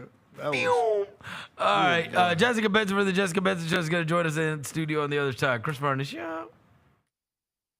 No, we got to talk about Scottie Pippen Jr. Scottie has inked that contract, and he is now officially off the two-way. He is a member of the regular rotation. Well deserved, from my opinion. Like, he straight up earned this one from all the time put in last season with the injuries to Summer League. Hey, Grizzlies fans, be sure to tune in to Grizzbeat, where the panel and I break down all things Grizzlies and take a look at the rest of the NBA as well. The show is live every Wednesday, 2 p.m. on YouTube at Grind City Media and the official Grind City Media app. Goldberg announces he's going to have a retirement match in 2025, and he said this on College Game Day. We know you're trying to ride the coattails because the 2025 is supposed to be the year of John Cena. Goldberg, I have a message for you, my guy. We don't care about your retirement match. Your retirement match was 3 years ago. Go somewhere, go away. Tune in to Grind City Wrestling weekly on the Grind City Media app and on the Grind City Media YouTube channel. Justin Timberlake. I'm bringing sexy back. The Forget Tomorrow World Tour. Live in Memphis. Justin Timberlake. FedEx Forum, Saturday, November 23rd. Get tickets now at livenation.com. The brand new single Selfish is available to stream and download now. So if I get jealous, I can't help it. For more, hit up justintimberlake.com. Thanks for showing up, Memphis. Nothing beats catching your Grizzlies IRL, and nobody knows that better than you. So next time you want to hit up a game, Ticketmaster's got your back with tickets to every upcoming matchup. Whether you're catching the Grizzlies at home or on the road, you'll find tickets at Ticketmaster, the official ticket marketplace of the Memphis Grizzlies and the NBA. Keep putting that jersey collection to use and get Grizzlies tickets today. There's no better brag than saying you saw it live. See you courtside again soon, Memphis. Kroger shoppers and Grizz fans, one exclusive last-minute discounted ticket deals texted straight to you during the Grizzlies 2024-2025 season. Sign up with the new Kroger Buzzer Beater deal. Fans can sign up by texting Grizz to 636-479 or visit your local Kroger store in the Delta Division and scan the QR code. By signing up, you agree to receive recurring automated promotional and personalized marketing text messages from the Memphis Grizzlies. Consent is not a condition of any purchase. Message frequency varies. Message and data The three big beats this week. One was root for points in honor of John Roser. How about that Miami-Louisville game? Good Crushed grief. the over, which was 60. Finished with 97 total points, 52-45. Meanwhile, the Academy's covering again, both Army and Navy, getting the job done. This. Army, best start since 96. America. Navy crushed Charlotte. They're ranked 23rd and 24th in the country. The Odds Couple, live at 2 p.m. on YouTube at Grind City Media and the official Grind City Media app. I will take Happy Feet. Give me Happy Feet. Hugh Jackman plays Memphis, the Penguin Dad in Happy Feet. I love it. Beautiful message. The tap dancing. Oh, that was great. Give me Happy Feet. Tune in to the Jessica Benson Show with CJ Hurt live every weekday at 8 a.m. on YouTube at Grind City Media and the official Grind City Media app. Grizzlies fans, dunks, dimes, and no-looks are great on TV, but nothing compares to catching them IRL. And that starts with buying tickets at Ticketmaster, the official ticket marketplace of the Memphis Grizzlies and the NBA. Ticketmaster gets you to the game so you can catch every highlight in person. From seeing your favorite Grizzlies stars up close to hearing the squeak of the sneakers on the hardwood. Put that jersey collection to use and get tickets at Ticketmaster. There's no better brag than saying you saw it live. See you courtside, Memphis. Anticipate each challenge. Make a quick response. Capitalize on every opportunity. And win. Greatness won't wait. It's true in basketball. It's true in banking. Grizzlies Checking from Pinnacle. Play hard. Bank easy. Open a Grizzlies checking account with at least $100 and a recurring direct deposit by August 31st. And you could receive a $200 direct deposit bonus into your account. Details at grizzliesbanking.com. Member FDIC. Let's face it, there's a lot of trash talk in basketball, but the great teams let their performance do the talking. Like Ford F-150 with Pro Power on board, a class-exclusive industry-first feature that turns your truck into a mobile generator and leaves the competition speechless. Ford F-150, official truck of the Grizzlies. Greatness starts here at your Mid-South Ford dealer. Class is full-size pickups under 8,500 pounds, GVWR. Welcome back to the Chris Vernon Show on YouTube at Grind City Media and the official Grind City Media app. Now, back to your host, Chris Vernon. Just be cool. Throwing dead presidents. Look alive. Party is the evidence. It's a vibe. Celebrating excellence. We survive. Two-seater snapping, girl. I'm happy it's just you and I. Throwing dead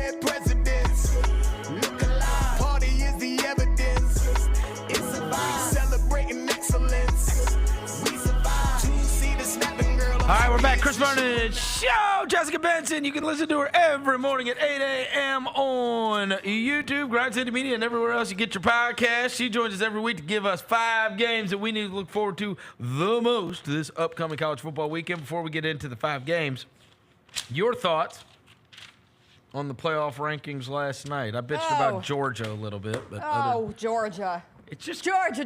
I think they did it on purpose. What do you think? So do I. I think it adds, just so we would bitch about Georgia. So that there was something to talk about coming out of the college football playoff ranking. I mean, you can't have the 3rd-ranked team be Texas. No. And then a team that destroyed them on their home field not being able to play for it. And that's why They with did it? Georgia, and I'm not even. We'll get into the first game of the week. Yep. Is Georgia-Tennessee. All right, here we go. And even if Georgia loses this game, they are going to try to make you believe that this is a must-win game for Georgia. And I think that is a lie. Because if you get down to the end of the college football playoff rankings, and the whole purpose of them is to have people with eyes and a brain and humans talking about these teams, even if it's a 3-loss Georgia team at the end of the year, if they have wins over potentially 2 conference champions. So let's say Texas wins the SEC. Okay. Clemson is not the obvious favorite for the ACC at the moment, but they're not out of it. Like, Clemson could still get there. And if Clemson were to win the ACC, you're keeping a 3-loss Georgia team with wins over 2 of the conference champions out? I think not. Obviously, it would benefit them to just beat Tennessee this weekend and take care of that. But I think that will add, and again, conversation havers to be had. Stick with me on this, though. Okay. I am of the opinion. Roser asked me about this game at the beginning of the week, and I said the line will be 3 or 4. It's now over 10. Yes. Okay, that means Nico's not playing. I refuse to believe he's available, and that line is double digits. Can There's we all just agree no way. to call their backup quarterback Gaston instead of Gaston? Have you seen it? Have you seen the video? Yes. Of Like, his this highlights? is so silly. Gaston. He is Gaston. He is Gaston. Anyways, if Georgia has 3 losses and one of them is to a Nico-less that's Tennessee, they're done. And again, that's where people with brains That's and right. eyes and That's real right. functioning humans can have that conversation. Don't you agree with me? There's no way that line's 10 if he's playing. Yeah. It has to be inflated because they know. It does feel that way. They know he's not available. It also requires Carson Beck to not have 3 interceptions this weekend. I have fringe sports fans sending me Carson Beck memes. Do you know how down bad? Because now he's connected to the Cavenders, and now he's entered the influencer. And I know she's a basketball player too, but she sits pretty heavily in the influencer space. So I have all these girlfriends of mine who are sending me funny Carson Beck memes who don't even know. I don't think they could tell you who he plays for. They just know he stinks. Dude, he got chucked around last week. Yes. And that's why when I say the line, it's like there's no way you could have watched Ole Miss just manhandle their offensive line like that and feel good about them smoking anybody. Yeah. Now. Stats that came up on SportsCenter this morning with Carson Beck under pressure. His QBR drops. Clean pocket, 82. Under pressure, do you have a guess? -12. No. You're close. You said it's under pressure, right? It's 4. Yeah. Oh. His QBR drops from an 82 to a 4. And when you watch it, it feels that way. Too. Yeah, He only had 1 pick last No week, chance. but it felt like he had 3. Yeah. And it's been a tough watch. But it is Georgia's first time out of the top 6 in the college football playoff rankings since 2020. We'll see how they bounce back. But I'm with you. Given the line, I think we see Gaston. Moore. And if you call him Gaston, what are we doing? You're wasting a precious opportunity. I did have 2 honorable You know what would be mentions. hilarious is if Gaston Moore plays and they scored 42. It'd be crazy. It'd be a wild Unlock the offense. It would be the wildest turn of events. Vols fans feel very positive. Oh, yeah. I've seen them flooding social media that they think Gaston Yeah, Moore they're is the all in man on for the Gaston job. Moore. He's a vet. Yeah. He's been around the block a few times. Yeah. Anyway, that is the biggest game of the weekend. Did want to give 2 honorable mentions before we get into the other 4. The Battle of the Bones. We're not talking enough about the Battle of the Bones between Memphis and UAB. It is Seth Hennigan's last game at the Liberty Bowl. I'll pour this water on you. Wait, hold on. Look. Hold on. Let me tell her, guys. I just want you to know. And this we is have to support the play local the video, team. Verno. Play the video. Play it. What video? Who cares? Oh, not the who cares No, who video. cares? This is what I was going to tell you. Where is it? After you're saying that what is it? Battle of the Bones. The Battle of the Bones. We can't. I mean, It's the Battle of the Bones. Like there are bones to be battled for. There are, but it's very heavy bones to be battled for. But there are. That trophy is heavy as hell. especially now, this does become even bigger than usual because we, as of last night, lost the Southern Harm Derby. Oh, Did you know that? I was unaware of the Southern Harm Derby. Yeah, we lost that last. Yeah. We lost that last night. Yeah. The Southern Harm Derby. It's gone, JB. It was the biggest rivalry in the South. Since the Battle of the Bones. She's Googling it. Yeah. It's the biggest rivalry in the South. Yeah, The yeah. roller derby? No. Oh, that's because these roller derby girls. No, I saw Birmingham soccer fans were furious that Memphis leaving. Now we've lost. The Southern Harm Derby. And that was the first I'd heard of it. There is an article from April 26, 2024. About it? Memphis hits the Magic City for Southern Harm Derby Day. This is 6 months ago. Yeah. I was So Battle of the Bones is not the only. unaware. Oh, you were too. Okay. Of See, the I feel like I missed out on history. that completely. I missed on all the Southern Harm Derby fun until I saw somebody bemoaning the fact that it's gone now. I would The still, second most intense rivalry since the Battle of the Bones. Or the Iron Bowl. Which one? I'm not I don't know. We're gonna pour Yeah. gas on the flames of the I sad know. tears of 901 I know. FC fans this morning. I hate it. I know. I never got to smash the guitar. Did you get to smash the guitar? No, Only Gary got to smash the They guitar. asked me to do it too. I never got to do it. Ja got to do it. Yeah. Didn't Zaire do it? Zaire did it. Zaire had a good one. That was D'Angelo his Williams did it best once. moment. Yeah. It's okay, Jessica. I just wanted to smash the guitar. Well, you can do that at home. I should have gone more often. You can just go I buy feel it. like I failed the team. Jess, you can go buy a guitar. You can get a cheap You're guitar right, I at like technically Target. could do that. Yeah. We can stage this? We can expensive have a guitar guitar for store. it. Are you really making number 2 the Battle of the Bones? No, I'm not. It's an Oh, honorable okay. mention at the top. Before we Oh. got into Georgia, Tennessee, I wanted to give an honorable Okay. mention to that. Chris was about to cancel No. your appointment on the show. He was like, no. Bro, Look, we're what? drawing a line No. here. I Not am the not. Battle of the You Bones. know what pisses me off even more about this Seth Hennigan last game at the whatever? Said he's not even going to get teary-eyed. At the FedEx Bowl. Yeah, the Liberty Hole. The Simmons Bank Somebody- Liberty Stadium. Somebody asked this man about this today. This man said, last game in the Liberty Bowl should be sappy, I guess. Yeah, I didn't love that quote. Come on, bro. Should be sappy? I guess. Yeah, I guess carried a heavy load in the statement. Well, if they play like they've been playing, it's going to be crappy. Okay, You go. heard it here first. Okay. Yeah. My other honorable Not mention sappy. is I love when Ohio State fans are mad. Have you been following the beef with Big Noon Kickoff? No. Everyone's mad at Big Noon Kickoff. So Yeah. Ohio State has another noon game this week. They play Northwestern, and it is once again a noon kickoff. Ohio State is in the midst of 6 straight noon kickoffs. They have loaded it up because the ratings for Ohio State obviously crushed with other Big Ten schools. With their game against Penn State had 9.4 million viewers. They're resting heavily on that. But we're at the point where, like, Penn State fans last week made Big Noon Sucks t-shirts. You hear, if you watch College Game Day, you will hear people screaming. Big Noon Sucks? Yes. And, like, Chris Fowler had to address it. Like, these fans, they wish the game was a little later in the day because it cuts into tailgating and it cuts into the atmosphere of it all. But I just love stupid things that pop off in college football, and this is one of them at the moment. So enjoy the drama of Big Noon Kickoff. And if I went to Ohio State, I'd be kind of mad that we had 6 straight noon games too. I remember being in school and those early games. Sucks. They're not fun. It sucks. They're not a good time. All right, next up. So wait. Those are not. Those are just Ohio State. just the honorables. Just the honorables. Now we get into the real games. Sappy Seth didn't make it. And I have to be there too, so.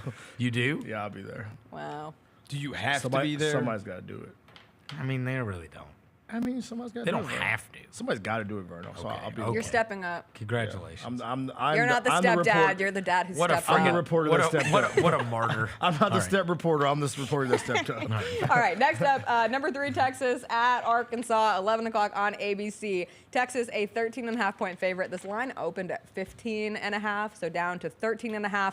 If you are looking for one game that could symbolize like a potential shakeup in college football rankings, you look at a game like this. Texas has come close to losing a game on the road. They almost lost to Vanderbilt. And Arkansas, despite getting absolutely shell-shocked by Ole Miss, has been a pretty good team. And they were without some big defensive players in that Ole Miss game. You also have Taylor Green, who is so up and down, but when he's up, they're a really good team. They're definitely streaky.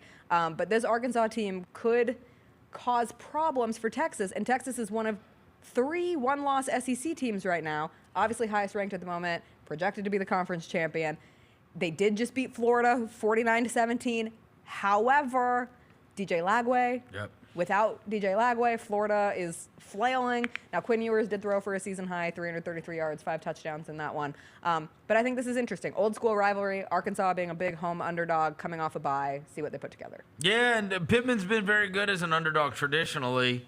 The other thing is, like, we lament the fact that, like, all of these rivalries have gone by the wayside and conferences has all changed. This is like the kind of game that my dad is like, so old Southwest Conference rivalry. You know what I mean? Like you know what I mean? Like from like when he was right, like when he was a big college football fan, and he was like, and he was a younger man. Like that was like Texas or Arkansas was a big thing. Like they hated each other for many years. Yeah. So it is kind of cool that they're reuniting. And I feel like they've played in like Jerry World or something, right? Over the They course did of, used to play in the old Cotton Bowl. Yeah. Not in the Jerry Cotton Bowl, World, but yeah. I think the old Cotton Bowl, yeah. Okay, yeah. Yeah, I would watch out if I'm there. Texas. This game is because It's you're not a gimme. and Arkansas is free rolling. Exactly. The pressure is like the pressure. There's no pressure on any of these teams you worry about playing against them. The ones that like Miami, you're tense, man. It's like, bro, if we lose, we could really screw this all up. And Texas Tech, or I'm sorry, Georgia Tech, they don't give a crap. Yes. Right? Georgia Tech's like, okay, if we lose, what happens? What, we go to Shreveport instead of Boca Raton? Okay. Oh, no. You know what I'm saying? Like, I'm just saying, you get to play a lot more free. These teams are going to start getting more and more tense these last couple of weeks because it's like every little mistake that is made just gets accentuated. Arkansas gets their leading I'd watch rusher out. back, I'd watch out if I was Texas. Their leading running back, Jaquaden Jackson, has been hurt, and Sam Pittman says he's coming back. He has 592 yards, 10 touchdowns on the season, averaging 5.7 yards per carry. So, watch out, Texas. Let's see. Don't you think so? Yes. I like that one. I could see Arkansas being dangerous. Yes. These next games, they're personnel-based, because I'm going to give you Utah at number 17, Colorado. I'm continuing the SCO buffs for Devin Walker. I knew I liked you for a reason, Jessica. The Big 12 is messy, to put it nicely. It sucks. Not very good, to put it more accurately. It's terrible. BYU is 9-0. Like, should they? It's a terrible conference. Like, objectively terrible. So, to put it in perspective, BYU's playing Kansas. And I could have made BYU Kansas the Big 12, but there's a reason why I picked Utah at Colorado. BYU is only a 3-point favorite against a 3-win Kansas team at home at night in Provo, which does factor in. That was the biggest trap ever last week. Oh, that game was so Every fun. sharp guy in the world was on Kansas. Who'd they play? Yeah. And they whooped bombed somebody. They them. whooped Yeah, I somebody. know. Yes, they finally started It was like putting it something was together. Iowa State, wasn't it? Yeah, it was Iowa State. Yeah. Yeah. And every sharp guy in the world was on Kansas, and I was like, why? Yeah, 45-36. Because that Kansas team, it's pretty crazy. Like, you do go look at it. Even the Kansas State game, they covered. They were 10-point dogs, and they covered that.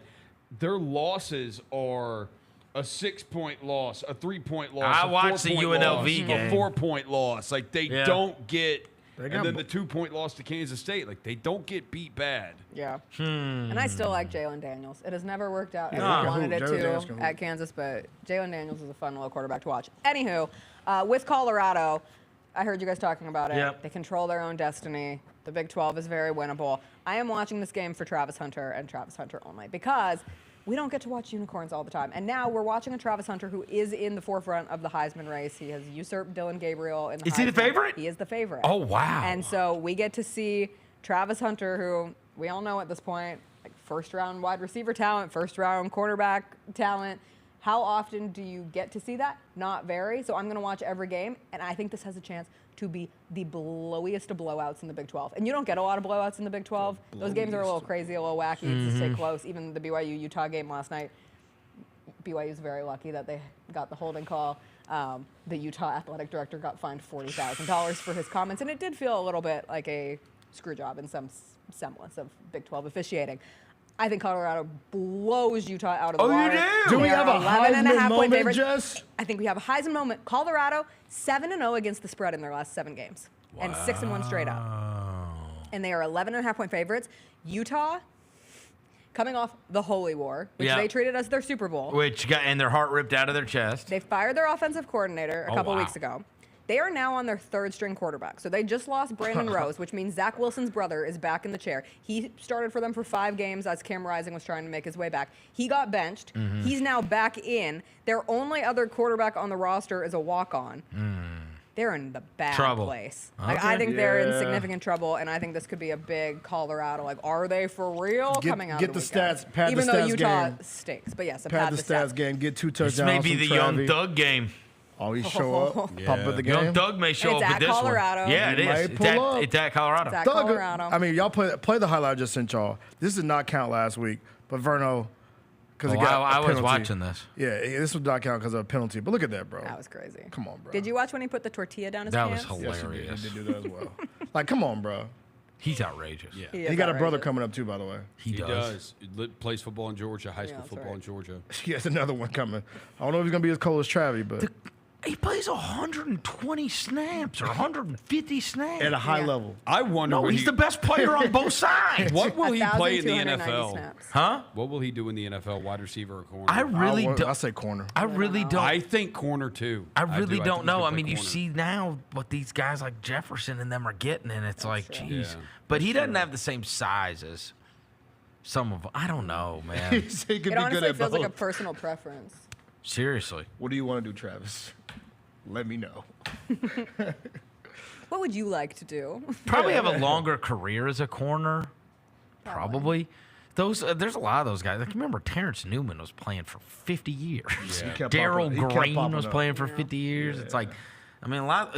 I was watching this past weekend. What's his name made a play? The guy we had last year, Gilmore. Stephon Gilmore. He's been around forever. Revis was around forever. Didn't Tre'Davious White just get traded or signed to somebody? Like, Yeah. I feel like he's been around for a while.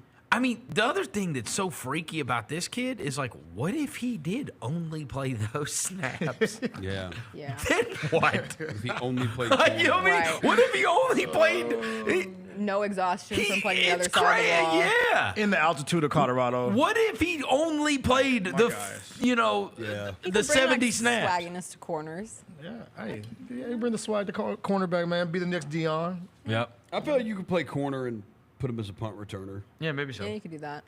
Okay, speaking of stat padding, that brings me to my next game, which is Boise State at San Jose State. Obviously, Boise State also in control of their own destiny as the non-power representative in the college football playoff, ranked 13th in the CFP rankings, as it went with how it would play out if Georgia was 12. Boise State would knock Georgia out, blah, blah, blah, blah, blah. They just have to keep winning. But I am watching this game like I'm watching Colorado for Travis Hunter. I am watching Boise State for Ashton Jeanty. He should set the Boise State rushing record, all-time record, which would take over Jay Ajayi's record at Boise State. He needs 89 yards to do that. But we are now on 2,000-yard season watch for Ashton Jeanty. We are still on could he potentially beat Barry Sanders' record watch for Ashton Jeanty. He is at 1,734 yards this season. That's 400 more than the guy behind him.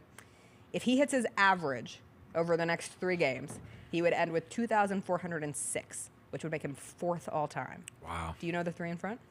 Sanders, Ron Dane, Melvin Gordon. Gordon is 2nd. Melvin Gordon is 2nd. Sanders. Said Ricky Williams. It's an odd one. Who else went over 2,000? There's quite a few over 2,000. So, but those are Over 2 of them? over 2,500. So I'm only missing 1? Ahead of if he finished 4th. Marcus Allen is in 4th currently with 2,342. 1981 USC. Okay. And then Gordon is what? Gordon's 2nd with 2,587. So am I missing this 1? This person is 2,567. So I'm missing 1? Missing 1. And it's not Sanders? Nope. It's Sanders Cedric is 1. Benson. No. Somebody say Ricky What Williams. conference? Yeah, Ricky Williams. It's not Ricky Current Williams. conference, Big 12. They're Used to be a Memphis rival in the AAC. Eric Dickerson. No. Used to be a Memphis Rise. school. In the The AFC, school. Cincinnati, Houston, UCF. UCF. Is it one of those little scat backs? Is it who? Oh God. Kevin Smith. Yep. Kevin Smith. Bro, that's the most generic. Why do you say it like it was? That's the most generic name in the world. Kevin Smith. All right, I'm going to give you another thing about this game. Did you play for the Lions? Beyond this guy, Genty, You have the receiver, Nick Nash. Niumatalolo has been good at San Jose State. I have actually kept up with them. Yeah. They're 6-3, and this receiver is going to have one of the all-time greatest receiving records ever. Nick Nash. He's second right now, but it's like 14 He's yards played behind. one less game. Yeah. Than the tight end from Bowling Green. And he's 14, and he's got 86 catches and almost 1,200 yards and 13 touchdowns. Like, this guy Did you see Ken Niumatalolo last week? So they became bowl eligible in their win over Oregon State, and he was so hot at the end. He was screaming at the refs about their officiating throughout the game, and he was reprimanded. He wasn't fined $40,000 like the Utah AD, but he was reprimanded. And I swear to you, if there is anything wacky with how this game is officiated, maybe perhaps favoring Boise State to keep them, like, he's ready. He's poised and ready to go. That San Jose State team is fun, so I'm genuinely excited to watch this. When I was looking up the records and trying to see what Ashton Genty was chasing, it was interesting. We haven't had a 2,000-yard rusher since the season before COVID. Did you know we had 4 in 2019?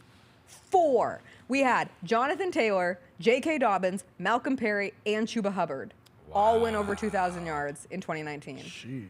It's crazy. Who was the third one you named? Malcolm Perry, the Navy quarterback. I remember him. You know the what's other really ones are all in the NFL. The other ones are all you know what? NFL You know backs what's still. wild about this Ashton Genty thing too? I just pulled this up on like this because she said he's 400 ahead of the second place. I would have zero chance of getting anybody else in the top 5 rushers in college football. Yeah. And I don't think because usually there are, like, you remember, like, the ones that we were so high on. Yeah. There's a kid at Ohio State. There was Ollie Gordon. There's Rocket Sanders. There's this and that. Yeah. There's a kid from Ohio- UCF. There's Caleb Johnson at Iowa. Mekhi Hughes at Tulane. Taj Brooks at Texas Tech. Like, Yeah. Taj Crazy. Ohio State. Mario Anderson's number 13. Dylan Sampson from Tennessee, 7. Stand up. Know him. Yeah, I know Ohio him. State's got 2 of them. That's their issue. Like Judkins and Henderson split. They'll split carries. You know, Anderson is 13th in the country, Yeah, and that's what you said. but he has 977 yards. Yeah. So he's a short yardage. He doesn't even have 1,000 yards. By the way, she just said there's 4 that ran for 2,000 in one season. 2,000. He has is a 977. Wild. Speaking Crazy. of him, by the way, he is on pace. He has 2 games to do it. He has 9 touchdowns away from breaking D'Angelo's single-season touchdown record. He said he was going to do it. He said he was going to do it. He has Called it. 15. He has Call the 15. The shot. record's 22. That's 7. My bad. It's bad math. So 8 away. That's horrendous math. 8 away. That's crazy. Holy mackerel. I was made a up a little word. tough. I made up a word today, and I did bad math. So That's okay. we good though. Okay. Something to look out for in the Battle of the Bones. You are on fire. Yeah, maybe I should go back and put it in the list. Will Mario Anderson get closer for to 8 D'Angelo's record? Yeah, will he rush in for the 8 Battle of touchdowns? Make sure you pay attention to all of Devin's coverage on whether Mario Anderson can break that all-time record. Okay. right, brother. Last but not least, Yep. you're going to roll your eyes, but I promise, I swear there's a reason. And it hurts me. It hurts me to say I'm going to watch this game because I've been hurt so many times this season. But I will be watching Homecoming at the University of Southern California when the Nebraska Cornhuskers visit on a Saturday afternoon. And you want to know why? Can you tell me who Nebraska's offensive coordinator is? Yep. It's Dana Holgerson, who got sniped This week. mid-season. He was their offensive analyst last week. They sniped him from Sonny Dykes' staff at TCU, and now he's taking over as offensive Let's coordinator. go. So I'm actually excited to see what he and Dylan Raiola have done with a week or 2 weeks at this point of preparation, because let's be real, this was just like a move in the making and then making him the offensive coordinator officially. Meanwhile, USC benched Miller Moss. We now get the Jaden Mayaya debut at USC. I don't like his name. Was it Miller Moss's fault? Absolutely not. Is that offensive line atrocious? Sure. But maybe Mayaya will be a guy who brings some joy. These are 2 teams who are very potentially close to missing bowl eligibility, which would be bad for both. Like Nebraska, it's all been about getting back to a bowl, which they still have not done. For USC, it would be devastating to not make a bowl. They both have 70% odds right now. Whoever loses is pretty much out. So it's crazy. Nebraska played like absolute crap and got smoked by Indiana. Turned around, played hard and was good against Ohio State. Ohio State needed a goal line stand. Yep. And then it went to hell by losing to freaking UCLA. Yeah. Who actually has gotten infinitely better. Much They better. have. Beat Iowa yeah, last Friday. yeah, UCLA's gotten a lot better. But I mean, it's a 3-game losing streak. Both those teams are in a bad way. And you need, your future rests on Dylan Raiola. For Him sure. being good Yes. is your next couple of years at Nebraska. And he's thrown 2 touchdowns in the last 5 games. Right. So Not got to great. get him back on Not his Patrick great. Mahomes business. Yeah, that. But I he's am not interested. They need And to that play game is on Colorado Fox. again. Wow. I'm like, we're trying to look at D'Angelo Williams hot stats. They and you need, talking about they, need Colorado. they just need they need a palate cleanser. Come on, bro. This man over here, man. Stay over there. Need to get their stuff We're back trying to do together. research over here, man. No, but Raiola is obviously he had the back injury, and now he's got a new offensive coordinator. It's Dana Holgorsen. It's Dana Holgorsen. Like, what the hell? Who's fun? And Look, USC's under probation Dana again. Holgorsen- We operate well under probation. Dana Holgersen's turned guys into stars before. He has. There's no question. That guy knows offense. He has. He does So, know offense. what time is that game? 3 o'clock Okay. on Fox after the big noon kickoff. So it It's seems the like we little got after games. We got a pretty good selection Pretty of games good on slate. all day. Yeah. Now that you know about Mario Anderson's record, you can talk about the Falcons. The other one. What time is that game? What time is the I Memphis think game? it's 6:30. 6:30. I'm pretty sure it's 6:30. It's 6:30. Am I right? Am I wrong? 6:30. Do they still have that huge trophy with the rack The of bones. ribs? Yes. It's at 7. That heavy ass trophy And with it's the on bones, ESPN yeah. too. Awesome. It's on Memphis ESPN, bro. UAB is Yeah. on ESPN2. Sure is. Because the world cares It's about the the battle of the bones, dummy. Listen, Yeah. outside of those games I gave you, the only other one Why that are could you flirt in there would be the Missouri South Well, Carolina I saw it in game. the camera. What an asshole, bro. Wow. Why do you hate the Battle of the Bones, bro? Yeah, dude. Yeah, You put hate it some too. respect. You were disparaging it earlier. Bro, Next, this has so next much you're history. gonna tell me that you never had respect for the Southern Yeah. Harm Derby. Yeah, that's right. Come on, bro. Where's Yeah. your history, bro? Come on. Respect your history. Come on, man. This is for the bones. Yeah, the heavy bones. What was the trophy for the Southern Harm Derby? Huh? I need to know what the trophy was for the Southern Harm It's a Derby. piece of crap. A piece of toilet tissue. Wipe I'm your ass serious. with Come on. Charmin. Look, I'm gonna miss Soccer ball that. with Dookie on it. Yeah, that's unfair. I'm gonna miss the Southern Harm Derby. Now you may say you didn't I even found know the what that origin. was until you saw that tweet, and that's true. But it doesn't mean I won't miss it. Did you find where the origin story was of the Southern Harm Derby? Oh, Because I just found So it. when you get harmed in the you South, thought that's I called get- civil rights, Jessica. The What? true origin of Southern Harm and the soccer rivalry between Birmingham and Oh, Memphis no. comes Don't laugh, Okay, Jessica. my bad. Sorry. Don't laugh. Nobody Jeez. laugh. back in 2016. Yeah, I remember it. The Birmingham Hammers Oh, yeah. and Memphis City FC arrived in the amateur ranks and competed side by side for 3 seasons before forming the foundation of the USL Championship clubs that would follow them. See? That's meant Birmingham's Magic City Brigade and Memphis's Bluff City Mafia are actually older than the clubs they now support. And that energy has resulted in great atmospheres in both cities. Oh, it's the I'm fans. so sorry The fans. It's about the I'm fans. so sorry about that. And now they're gone. Sorry, Look what man. you've done. Yeah. Grizzlies, look what you've done. What you've done. Hey, the Memphis men's soccer team is still in the AAC tournament. Their game got canceled or postponed tonight. It's supposed to be tonight against FIU. They're in the semifinals. And they've Oh. never made it to the AAC championship game, Oh. even though they've been to back-to-back NCAA tournaments. And that game So when has are they been playing? moved. I think it got moved. Wait, the men's soccer team's good now? Yeah, the women's soccer they team got lost. snubbed. They got snubbed for the NCAA tournament, bro. Let's see when they moved. Wait, the girls did? They got Yeah. snubbed, yeah. Snubbed? Yeah, they got snubbed. So But they lost in the moved, conference title game. Didn't get a berth in the tournament. Today's game to the 2 semifinal games are being hosted at Memphis, and they're at 3:30 and 7 o'clock on Thursday. Do they have and to then the win to get championship in? games are on Sunday. I don't know if they have to win to get in, I think they but it would have to. help. They've Yeah, I had a think good they- season. Yeah, I think they probably have to win to get in. Okay. If it's anything like the women's team, they got because the women's team beat like top 10. They beat good teams and they still Yeah. didn't get in. Yeah. That's crazy. So man, disparaging because they call him Mr. Soccer, so you know. No one's ever called you that. You didn't Oh, even. that's so funny because I'm like Ms. Soccer. I don't want to be Mrs. because I'm going to be married. You That'd be literally weird. just Googled the Southern Harm Derby. I'm Mr. Soccer. And I never got to smash a I guitar. was going to say, never been said about a black person ever. It's Mr. Soccer. You not know Pele, bro? What's wrong with you? Yeah. Freddie, I do. Yeah. What's wrong with you, bro? Adu. What's wrong with you, bro? That's a blast from the. What's Freddie doing now? All right. I was gonna show this amazing graphic about something that's positive happening, but you just ruined it. Please do. Show the graphic so Rosa can stop talking about The Battle Freddie of the Adu. Bones? No, it's not Battle of the Bones. It's something about our Right. rookies. I just said it to you. Oh yeah, I saw the rookie ladder. Our boy Yeah, Jalen yeah, Wills, yeah. number 1 on the rookie ladder. No. Bub Carrington? After Jaron I don't stuffed care him about that into the part. abyss. Wow. Yeah. Just wanted to show y'all that. Good for us. I know, right? Look at us go. Good for us. Good for us. I We love got two that of them. for Where's Yuki? I don't. It's number 1 in our hearts. There you go. Yeah. It's number 1 on my I mean, bro, ladder. look, if he keep hooping like this, bro, like I said, we're gonna mess around being. Jalen Wells and Jack Edie are number 1 and 2 on the rookie ladder. Yeah. Wow. Come on, man. That's big time, man. It is big time.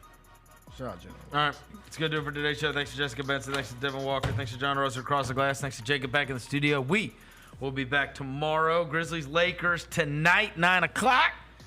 Until tomorrow, we gone.